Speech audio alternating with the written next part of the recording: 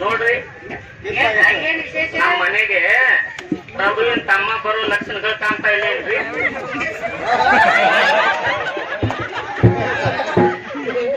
ಸೀತಾ ಸೀತಾ ಇರುವ 2 ಕುಡಿಗಳಿಗೆ ಹೊಟ್ಟೆ ತುಂಬಾ ಊಟ ಹಾಕದ ಪರಿಸ್ಥಿತಿ ನಮ್ಮದು. ಅಂತದ್ರಲ್ಲಿ ಇನ್ನೊಂದು ಮಗು ನಮಗೆ ಬೇಕೆ? ಸ್ವಲ್ಪ ವಿಚಾರ ಮಾಡಿ ನೋಡು. ಆ ದೇವರು ಬಹಳ ಕ್ರೂರಿ ಕಣಮ್ಮ, ಬಹಳ ಕ್ರೂರಿ. ಅವನು ಕೊಡುತ್ತಾನೆ, ಆದರೆ ತಿನ್ನಕ್ಕೆ ಏನೂ ಕೊಡ್ತಾ ಇಲ್ಲ. ಬೇಡ ನೋಡು.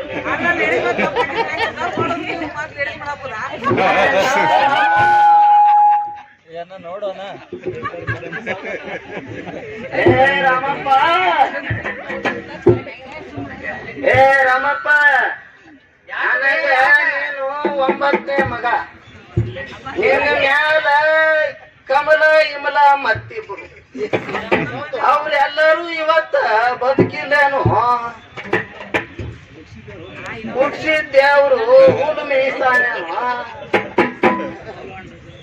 ನನ್ನ ಹೆಸರು ಸಾಕವಲ್ಲ. ನಾನು ಮಕ್ಕಳನ್ನ ಸಾಕವ, ಮಕ್ಕಳೇ ಸಾಕು ಅನ್ನೋ ಸಾಕವ ಅಲ್ಲ.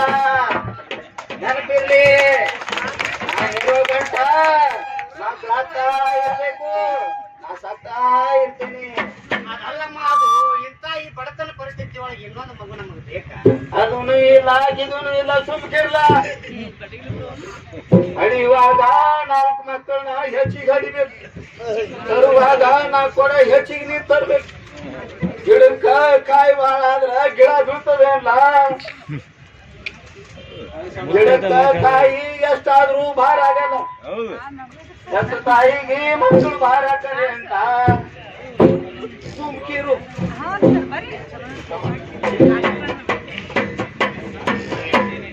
ನಾವು ಅತ್ತೆ ಹೇಳಿ ಹಾಗೆ ಮಾಡೋಣ. ಮಕ್ಕಳು ಹೆಚ್ಚಾದಾಗೆ ದುಡಿಯೋ ಕೈಗಳು ಹೆಚ್ಚಾಗುದಿಲ್ಲೇನ್ರಿ? ಆ ದುಡಿಯೋ ಕೈಗಳು ಹೆಚ್ಚಾದ್ರೆ ನಮ್ ಬಡತನ ಹಾಗಾದ್ರೂ ನೀಗ್ಬೋದಲ್ರಿ?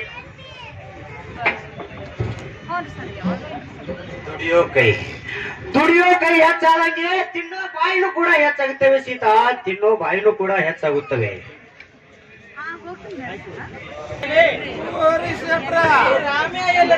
ಕಾಣಲಾಗ್ಯಾನ, ಬರಲಾಗ್ಯಾನ, ಅವ್ರ ಮನೆಗೆ ಹೋದ್ರು ಸಿಗಲಾಗ್ಯಾನ. ಸ್ವಲ್ಪ ನೋಡ್ಕೊಂಬ ಎಲ್ಲದಾನ. ಹೆಂಡತಿ ಜೋಡಿ ಶಿಸ್ತು ಮಜಾ ಮಾಡ್ಕೋತ ಕೂತ್ ಬಿಟ್ಟಂಗ. ನಡೀಲಿ ಹೋಗೋಣ, ಅವ್ರ ಮನೆ ಕಡೆ ಹೋಗೋರು. ನಡಿ ಇವತ್ತ ಹೋಗುಂದ್ರ ಶೆಟ್ರ. ಮತ್ತೆ ಯಾಕೆ ಬಿಡ್ತಿ? ರೊಕ್ಕ ಕೊಟ್ಟಿವ ಅವಾಗ. ನೋಡ್ರಿ ಶೆಟ್ರ, ಮುಗಿಸೇ ಬಿಡೋಣ ಒಂದ್ ಇವತ್ತ.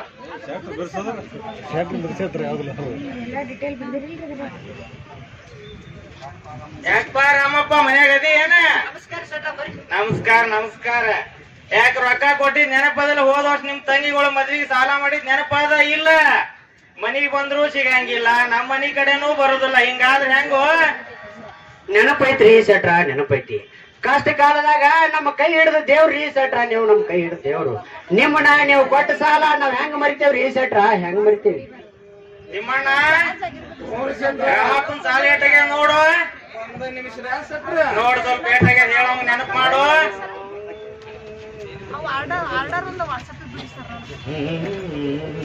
ಶೆಟ್ರ, ಹೋದ ವರ್ಷ ಚಟ್ಟಿ ಅಮಾಸಿಗೆ 1 ಲಕ್ಷ ರೂಪಾಯಿ ಕೊಟ್ಟಿದ್ದೇವು.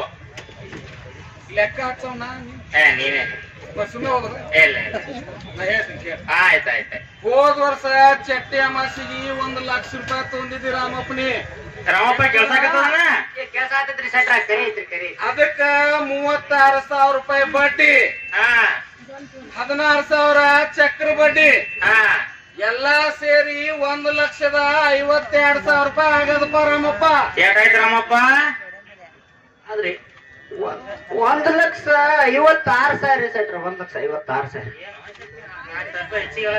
ಸುಮ್ಮಿರಿ, ಆಸಾಮಿ ಬಕ್ರ ಆಗ್ಯದ. ಒಂದು 4 ಹೆಚ್ಚಿಗೆ ಪಡಕತ್ತದ ಕೊಡಿಸ್ಕೊಳ್ಳೋಣ. ಸುಮ್ಮಿರಿ ನೋಡಪ್ಪ ಎಷ್ಟಾಗ್ಯದ ನೆನಪದ? ನೆನಪದ್ರಿ ನೆನಪೈತ್ರಿ ನೆನಪು. ಏಟಾಗ್ಯದ ರಾಮಪ್ಪ? 1,56,000 ರೂಪಾಯಿ ಆಗ್ಯದ. ಮತ್ ಯಾವಾಗ ಕೊಡ್ತಿ? ಕೊಡ್ಲಿಕ್ಕಂದ್ರ ಏನ್ ಕೊಡ್ಬೇಕಂತ ಮಾಡಿ? ಕೊಡ್ತೀನ್ರಿ ಶೆಟ್ರಿ.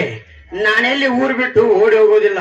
15 ದಿನ ದಯವಿಟ್ಟು ಸಮಯಾವಕಾಶ ಮಾಡಿಕೊಡಿ. ಅಲ್ಲಿ ಇಲ್ಲಿ ಹೊಂದಿಸಿ ನಿಮ್ಮ ಸಾಲ ಬಡ್ಡಿಯನ್ನ ನಾನು ತೀರ್ಸೋ ವ್ಯವಸ್ಥೆ ಮಾಡ್ತೀನಿ. 15 ದಿನ ಯಾಕ 20 ದಿನ ತಗೋ. ನೀ ರೊಕ್ಕ ಕೊಡ್ಲಿಕ್ಕಂದ್ರ ನಿನ್ ಮನಿ ಪತ್ರ ನನ್ನ ಬಲ್ಲಿ ಅದಾವು, ನೆನಪಿಟ್ಕೋ. ಆಯ್ತ್ರಿ ಶೆಟ್ರ. ನಮಸ್ಕಾರ. ನಮಸ್ಕಾರ ರೀ ಶೆಟ್ರ. ಹೋಗಿ ಬರ್ರಿ. ಬಾ ಬಾ ಹೋಗುನ್ ಬಾ. ಇನ್ನು ಮುಂದಿನ ಮನೆಗೆ ಹೋಗ್ಬೇಕು ನಾವ್ ಹಂಗೆ. ಹ್ಞೂನ್ರಿ ಶೆಟ್ರ, ಹ್ಞೂನ್ರಿ. ಬರ್ಲೆ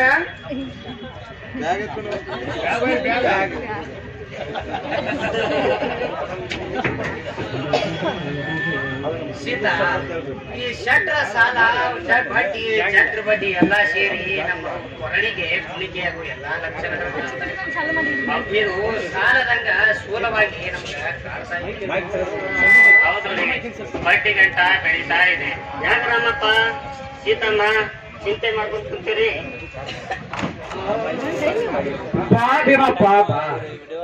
ಹೋದ ವರ್ಷ ನಮ್ಮ ತಂಗಿಯರ ಲಗ್ನಕ್ಕಾಗಿ ಶೆಟ್ರ ಹತ್ರ 1 ಲಕ್ಷ ಸಾಲ ಮಾಡಿದ್ದೆವು.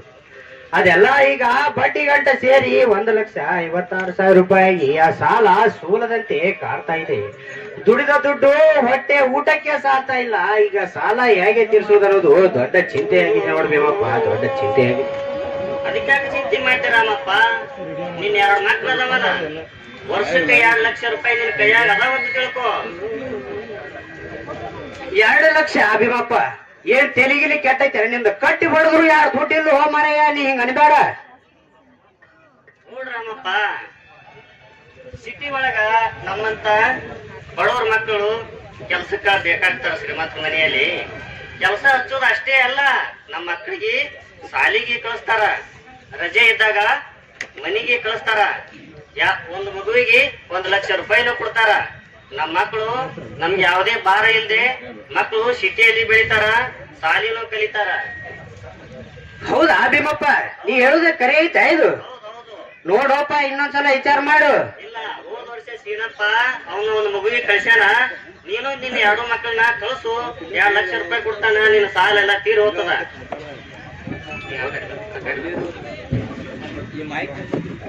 ನೋಡಿ ವಿಚಾರ ಮಾಡಿ ಹೇಳು. ಆಯ್ತು ಭೀಮಪ್ಪ, ಹೋಗಿ ಬರ್ರಿ. ನಾವು ವಿಚಾರ ಮಾಡ್ತೇವೆ, ನಮ್ಮ ಹೆಣ್ಮಕ್ಳು ನಾವು ಕೂಡಿ. ಏನ್ರಿ ಅವ್ರು ಹೇಳಿದ್ರು ಅಂತೇಳಿ ಮಕ್ಕಳನ್ನ ಗೊತ್ತಿಲ್ಲದ ಊರಿಗೆ ಹೆಂಗ್ರಿ ಕಳಿಸುವುದು? ನಮ್ಮ ಮಕ್ಕಳು ನಮ್ಮ ಕಣ್ಣು ಮುಂದೆಯೇ ಬೆಳೀತಾ ಇರ್ಬೇಕು. ಆ ಊರಲ್ಲಿ ಅವರ ಊಟದ ವ್ಯವಸ್ಥೆ ಏನು, ನೀರಿನ ವ್ಯವಸ್ಥೆ ಏನು, ನೀವು ಹಣ ಕೊಡ್ತಾರ ಅಂತ ಹೇಳಿದ ತಕ್ಷಣ ಹೆತ್ತ ಮಕ್ಕಳನ್ನ ಕಳಿಸೋದಕ್ಕೆ ನನ್ನ ಹೆತ್ತ ಕರಳಿನ ಸಂಕಟ ನಿಮಗೆ ಅರ್ಥವಾಗುತ್ತೇನ್ರಿ? ನನಗೇನು ಇಚ್ಛೆ ಇದೆ ಏನು ಸೀತಾ? ನನಗೇನು ಇಚ್ಛೆ ಇದೆ ಏನು? ಯಾರಾದ್ರೂ ಹೆತ್ತ ಮಕ್ಕಳನ್ನ ದೂರ ಕಳಿಸುವಷ್ಟು ಕ್ರೂರಿ ಇರ್ತಾರೆ ಸೀತಾ? ಕ್ರೂರಿ ಇರ್ತಾರೇನು? ಆದರೆ ಈ ಶೆಟ್ರ ಸಾಲ ತೀರಿಸ್ಲಕ್ಕ ಇದು ಬಿಟ್ಟು ಬೇರೆ ವಿಧಿ ನನಗೆ ಕಾಣ್ತಾ ಇಲ್ಲ ಸೀತಾ, ಬೇರೆ ಕಾಣ್ತಾ ಇಲ್ಲ. ಅವರು ನನ್ನ ಹಾಗೆ ಇಲ್ಲೇ ಊರಲ್ಲೇ ಗೋರಿ ತೆಗೆಯೋದಕ್ಕಿಂತ ಪಟ್ಟಣಕ್ಕೆ ಹೋಗಿ ದೊಡ್ಡ ಮನುಷ್ಯರಾಗಿ ಅವರಾದ್ರೂ ಬಾಳಲಿ ಅನ್ನೋದೇ ನನ್ನ ಆಸೆ. ಇದಕ್ಕಿಂತ ಬೇರೆ ಏನನ್ನು ನಾನು ಹೇಳಲು ಬಯಸೋದಿಲ್ಲ. ನಿಮ್ಮ ಆಸೆಯಂತೆ ಆಗಲಿ. ಆಯ್ತು ಸೀತಾ, ಆಯ್ತು.